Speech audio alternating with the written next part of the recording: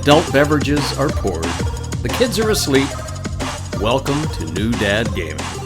It's a show about fatherhood, gaming, and new fathers figuring out their gaming lives.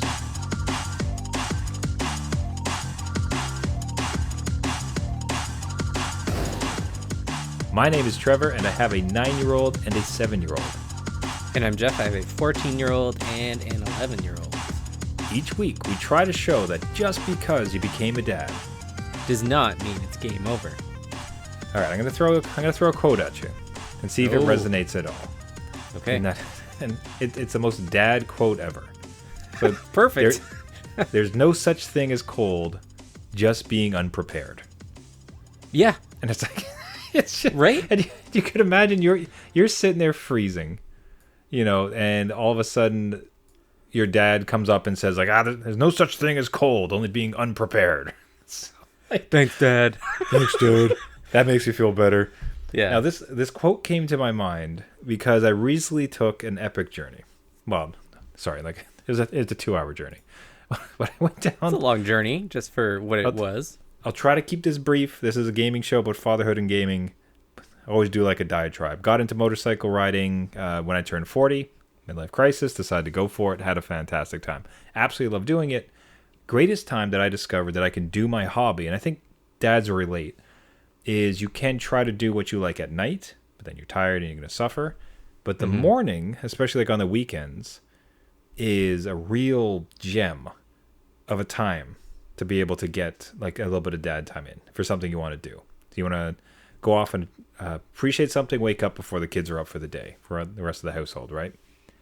Okay, so what I've found the best way to get some motorcycle time is to wake up at like 5 in the morning. See, that's not morning to me. It's still night. That is late night. So I woke. So what spurs this? So that's what I discovered. But the second thing I then discovered was that there is a bridge to the United States. I live in Ottawa. We're up in Canada. Yeah. There's a bridge to the United States not an hour and a half away. I would swear to you that I thought the closest bridge was like 3 to 4 hours away. But I can get into the U.S. only an hour and a half away. Right. And the immediate thought was like, okay, I just need a reason to go to the United States, and I'm going to hop on the old motorcycle. What an adventure. And wouldn't you know it, just across the border was Dunkin' Donuts. So it's like, all right, so here's the plan. I'm going to wake up at 5 a.m. I'm going to get all my gear on, going to hit the road on my bike, and go on down for the quest to get Dunkin' Donuts. This is the ultimate side quest of any sort of adventure game. Like, let's say this is a Fallout mission. Got to go to a different country to get a beverage and bring it back. So it spread the quote what I laughed about. And I got a bunch of responses. Got it from my brother who was listening to the show. Got it from yourself saying, hey, you got to talk about this one. Yeah. Because I'm sitting there at like 5 in the morning having a coffee before I leave. And it's pitch dark out because of the time of year. And it's like, hey, it's freezing out, but I have like 6 layers on, and I think I'm going to be ready. But as my dad used to say, there's no such thing as cold, only being unprepared. Now, it turns out that's actually not quite the quote. So it's either he had his own or, he misquoted, whatever. But apparently there's no such thing as bad weather, only unsuitable clothing. See, I'm going to start saying this to my high schooler. Yeah. That goes out in shorts and t-shirts while it's October in Canada. So I'm telling you, every dad listening, as soon as you hear that quote, it's like, oh, that's good. That is very good. You're out apple picking. You're out, going for a hike to enjoy the fall, and someone complains about cold. It's like, no such thing as bad weather, only poor choice in clothing. Okay, so this applies to just inserting yourself in other people's conversations and just be like, just so you know. Sure, it's cold out, isn't it? Well, there's no such thing as cold. Exactly. Just inappropriate clothing. I'm using it. I'll let you know how that goes over. So the last part is like, hey, so our neighbors to the north from listeners, thanks so much for accepting me into your country for what was ostensibly an hour. That was a fun one to explain to the border agents too. So it's like, so what are you doing? Bet. It's like, yeah, I'm going for a donut. It's like, pardon? It's like, it's just an excuse to ride a motorcycle. I'm just gonna go for an hour. They're like, yeah. Okay, sure. Bringing back Yeah. something. I don't know. Like they'll probably still be on shift. You probably saw the same person on the way back. Yeah, bring me a cruller. Yeah. Anyways, thank you to the dear folks in the States for accepting me in. It was a delicious donut. It was very good. But on to the tasty treat that Jeff and I got to experience this week as we both got to sink our teeth into Zelda Echoes of Wisdom. Now, this was a gift from Nintendo, so Nintendo granted Jeff and I a copy of this to review, which is really, thank you so much, Nintendo. That was awesome.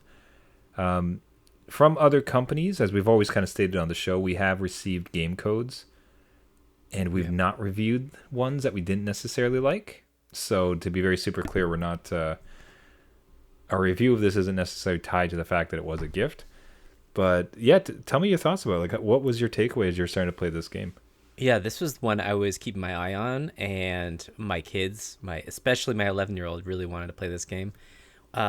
We were both into Zelda Breath of the Wild, Tears of the Kingdom, and this one just looked like, the next follow-up. And of course, you get to play as Zelda, right? I think maybe the first time in the franchise, or maybe there was another opportunity before, but not really well known. But this is like the creativity of all those other games wrapped into like this top-down isometric kind of view, like this kind of cutesy, almost diorama kind of viewpoint. And you run through. I love just the creativity of what you can do with the mechanic of capturing little echoes, what they call echoes, and kind of just copying, pasting objects, enemies, water, other elements in the game world, and then just using it to solve a puzzle that I probably myself, I don't know about you, made overly complicated, creating these structures of beds and then like a trampoline, trying to get up to a cliff face that I could probably just go around and walk up through a slope, but I challenged myself each and every time. So I don't know if you did that, but I definitely did. Yeah, I was like laughing so much because the complicated wouldn't be the word that I would use. Like the one I would use is like purposefully or almost upsettingly simple. Because when I felt like I was letting down the game. Right. Because it's like, ooh, you've taken on a rock and a boulder and a box, and you have this soldier here, and you got a stump, and you got these pots. Like, what are you gonna do? Bed. Well, you have these other bed. No, well, that's all it is, bed. You could just put another. You could stack these 7 things. I'll just put 6 beds. Like, huh?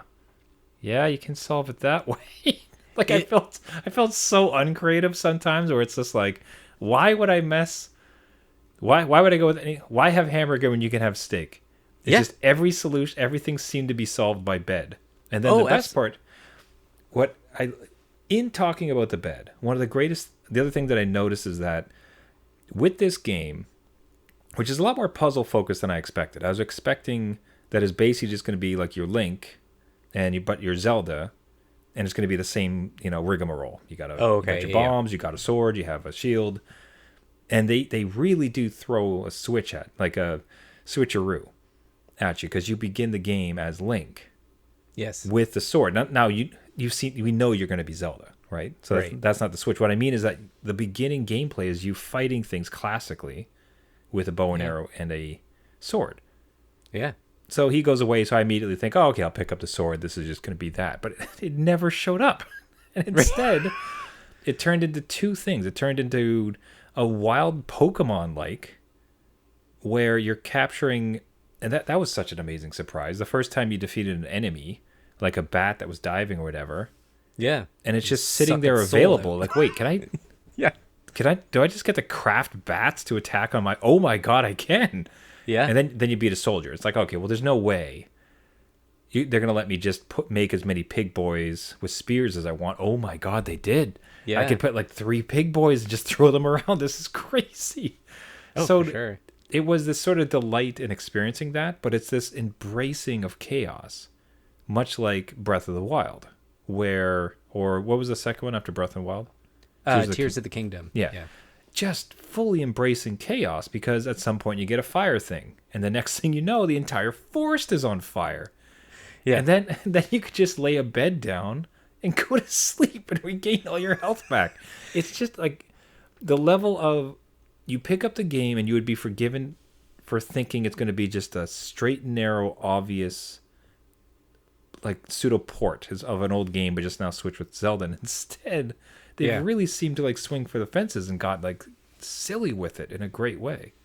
Yeah, and you're not. There's no consequences for being completely silly with it. Like again, you mentioned the bed and just the health regen during boss battles. I'm sleeping away while while my creatures are doing my bidding, right? And busying the boss. But I'm in this nice, comfy bed, which I found 2 different beds. So there's 2 bed echoes. Fancy.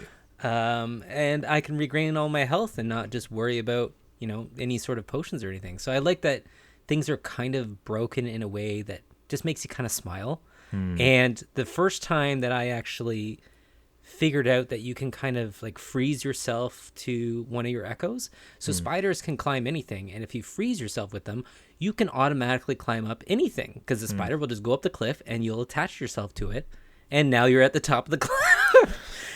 And as soon as I found that out, I was just like, no, they're really going to allow you just to do this. Like there's no, time limit with your echo, or it won't like, kick you off or anything. Like, nope, it's just free reign. Do what you want. I haven't figured out like a way that I could, actually physically like just break the game, like have it so glitched out that it doesn't know what to do. It just seems like they spent a lot of time figuring out what everybody would do and just made it happen. Like, oh yeah, you want to do that? Sure, go ahead. You want a bunch of snakes and set the grass on fire? Go ahead. This is a safe play place. You can do whatever you please. Like what? Yeah.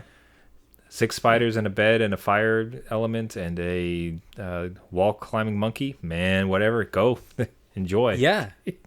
I will say that there is a difference between how I play as a gaming dad and how my 11-year-old plays. That is a fascinating one. I will say mine haven't shown a great interest in it yet. They thought it was pretty cool, and they got some like huge laughs. So I think they're going to swing around to it a bit more. They're kind of just getting through some titles. And I love having these titles around because of the way this one makes you think. For me, it honestly is almost one that I'd let them play during the week. Like I have a soft spot during the week if they've done all their homework and they've been good and everything's going well. They can play, FIFA or they can play Minecraft because those are, experiences where it's like, okay, you're not going to get like zombified and just like lose your mind for hours. It's going to be a nice experience. This one, again, because of like the silly, fun, and creative nature of some of it, it's like, okay, like spin your wheels up and play it a little bit. But what is happening with your 11-year-old when they're playing this? So my 11-year-old will spend, 5-10 minutes terrorizing the town with different monsters. So he's the bad. Your 11-year-old's the villain. So they're going into villages and just like releasing the hounds. Oh my goodness. Yeah, and there's reactions for every single one, which is hilarious. So they've obviously thought of this and programmed in whatever reaction the townsfolk have. But yeah, bats, snakes, the little slimes with fire on them, like they will set all these free in the town just to see their reactions, laugh hysterically, and then just go through their houses, get all the rupees they can, and then leave. So like I will go in and try to like reach the top of a house to pet a cat and then leave. Very different. So innocent, so kind. Yeah. I'm like, oh, man. Maybe I need to step in here and parent a little bit more and be like, okay, we're not going to do this in real life, right? Like if you could have echoes and like terrorize a town and all the power, like you wouldn't do that, right? To be clear, this is all fun and games on the safe play place, right? You don't go to school and do this, right? Yeah. Right? It would be funny if at the end of the game, Nintendo kind of kept score of that, like kept track of it and gave you like an ending. Like, oh, you kind of like had that taste of power and used it for evil. Ganondorf, like, what are you doing? Yeah, so it'd be like Mass Effect, where it's like your ending is all depends upon how evil you were. Like, Link comes back, doesn't you either save Link or Link comes back and he has to defeat you because you have become the evil. Like, that's right. Origin story. Yeah. That'd be a good twist. I love that. That's good. Yeah, I don't know. It just feels to me that Nintendo has settled into this rhythm, this attempt to defy conventions and expectations, with some of these titles, like again, like Wonder that we talked about, that we kind of boasted, Yeah. they could have just released the most basic of platformers, and they just went so hard so far to like make something happen, right? Games like the Rabbids series, which that was out a while ago, but again, it's just like willing to like mash and merge and try different things. Then this one, again, I'm telling you, my absolute experience was like, or expectation was, okay, I'm gonna get in, and it's just gonna be normal adventure, except this time Zelda's got the sword, Right. but otherwise almost like exactly the same game. And what a pleasant surprise! Like, this is the wildest mashup of genres I've seen, with all the creativity that they had the courage to do in Tears of the Kingdom. Yeah, I really hope they just kind of keep reinventing themselves and innovating, because it seems like they're going down that more creative path, which is, again, is great for families and watching your kids experiment and giving like Nintendo's giving you the tools that they would have used to create the game. So like, why not turn that on the user and see what they can do? So I'm hoping, hear it on the show first, because I know Nintendo listens, right? Can we get a Mario Kart course creator, please? Can we just, like, have a course creator, maybe Zelda and Link, maybe we do like, it's kind of like a Mario Maker kind of thing, right? In this world, like, let's go. That is all out there. I can't believe they don't have that. Right, let's go. Next Because one. they have Mario Maker like ready to go, and yet they don't. Jeez. No, yeah, see? So it's a bit of a shakehead. I'm really surprised they don't have that. Fantastic idea. Hey, put that into the ether. I like it. I'm hoping, right? Like Nintendo, right? Like, Yeah, listen up. you heard it here first. All right. Yeah, so thanks for the codes. Again, we only tend to review and talk about games we actually like, and this was just a stunner. So, Zelda Echoes of the Wisdom, Gaming Dads, if you've been playing it, have your own thoughts, reach out to us at New Dad Gaming or newdadgaming.com. Now, in playing this game, I had a bit of a nasty surprise, unfortunately, where you are escaping the kingdom at first, and at some point it's like, hey, you need to cut down these bushes. Just simply press the R shoulder button. Right. Like, okay. Like, click. Nothing happens. It's like, okay, like, click, click, click, click, click, click, click, click, click. Yeah, the kid's done busted my shoulder buttons on the Joy-Con. And what do I'm just sitting there looking at it. It's like I'm all ready. It's like, all right, this is kind of nice. I'll much in my quest to try to, game in the bedroom or like be up and around as opposed to like hold away in a dungeon. It's like, this is cool. I'm holding the Switch, like the very thing this is made for, to be mobile and running around. And I get there, it just doesn't damn well work. I couldn't believe it. It's like, oh, you buggers! I cannot believe they've done this. So, so I give up. Like I'm in bed. This is like at the end of the evening. Okay, I'll just play a little bit of this, get some review in, and it doesn't work. It's like, you know what? I'm already for bed. Whatever. Like, put it down, go to sleep. The next night, I grab my other controller, and it's like, okay, we had second Joy-Cons. It's like, all right, here we go. Let's make it happen. Doesn't work either. All of my Joy-Cons in my house have busted R shoulder buttons. So I end up like a Neanderthal, taking it just as the Switch and then like propping it up on my knees and then using like my external controller that I have because I wanted to like get into it. I'm so pleased to have this game. So that was my experience of playing it. It's not even the joy of having it in my hands. Oh, kids, wow. Jeff. Kids, I swear. I have never heard of the shoulder button breaking. So that is like a testament of just like ingenuity of my kids to destroy things. I guess they must have stepped on that sucker, right? Like full weight on it because they kind of like hang over the edge. So maybe that's what happened. I find the Joy-Cons, when we move the Switch down to the basement so the kids can play, the Joy-Cons used to be like wedged in the couch cushions. And I'd be like, okay, we can't do this. Just like constant pressure. Are you kidding me? Yeah, take care of it because this is not cheap stuff, right? Like you need to like understand that if it breaks, like that's it. Oh, it was so upsetting. It's just you have carved out. It's basically exactly akin to, all right, everything's done. I'm gonna set aside like just 30 minutes here to play a game. Right. And you open it up, it's like, hey, cool, I got this 30 gig download for you. It is that like you are flying so high, ready to go, and get just dropped into a chasm of despair. and just sitting there, and I'm looking at it, and like the little fairy is floating around. I'm like, yeah, just push R. Just push R. What are you doing? Why are you waiting? There's all this fun stuff coming up. You just got to push R. It's like, I can't because I have kids.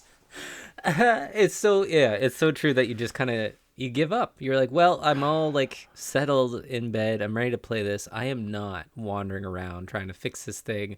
I guess that's it for me tonight. Like that's my adventures for the evening. Give in. That's it. Yeah. So, I was going to try some repair tactics. I saw a couple of videos that describe some ways to try to repair it. I'd like not to open it up. Like these things seem pretty sensitive. Yeah. So I'll see what I can do, and then worst case, just use an external controller. And kids, man, kids. Let us know how that surgery goes, because I'm sure there's a lot of gaming dads listening where they're like, can I open this thing up? Like, is that just a bad idea? I guess you can't really wreck it further, or you're just dealing with no shoulder buttons and hope the game doesn't call for that kind of function. I haven't seen there's a remapping. So as we're watching the screen, so it's like, for instance, I don't particularly care for like the screenshot button, so perhaps I'll just have the screenshot button take over that button's take duty. The shoulder. Okay. Yeah, that's not bad. But anyways, generally speaking, I prefer to fix it. We'll see. We'll see what we get. Kid, hold the flashlight. Hold it straight. Gaming dads will get it. I'm sure there's other stories, and again, we'd love to hear it at New Dad Gaming or newdadgaming.com. Fixing up, setting things right, having everything work in order sounds a whole lot like a game that you explored this week, which must have been the ultimate dad fulfillment fantasy of getting all your ducks in a row. What game were you playing here this week, man?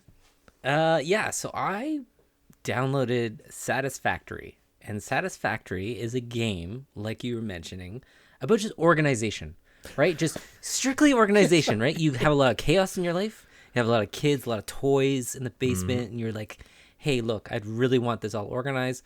That's essentially what you're doing virtually in a factory setting. So it was one of those games that I had like from a while ago, and it was still in the early access stage. And then finally they released their full 1.0. They, squashed all the bugs. It actually works quite well on the Steam Deck. So I hopped in, and again, this is like pure organization on like how best to set these factories to make up the parts that you need to make up the next factory, which makes the parts to make up the next factory, etc., right? And you can do it any way you want. You can spaghetti the pathways of all the stuff it's making. You can build up towards the sky of just mega factories on mega factories, blah, blah, blah, right? And you're on this fixed world that's all like handcrafted. And I haven't tried it yet, but it's also multiplayer. Which I thought it would be kind of cool. Be like, hey, kids, I know you don't clean up in real life, but let's try what it would be like in virtual life. Oh, my God. That would be a blast, man. If you could get them into it. Yeah.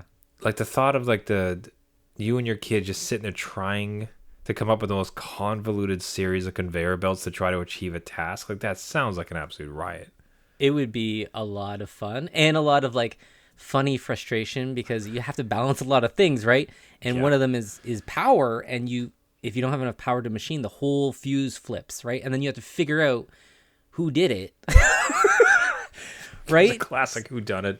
Which a little bit of sabotaging going on. Like I could totally see my kids like erasing power lines and tripping other power lines and stuff like that. Like, absolutely. But I think we'd have a blast playing it. So it's something that I'm kind of looking forward to doing. Though for myself, again, if there's any gaming dad that just wants a chill out game of just organizing items and just trying to figure out the math to, have the best factory run as possible, or not, right? You could do total chaos.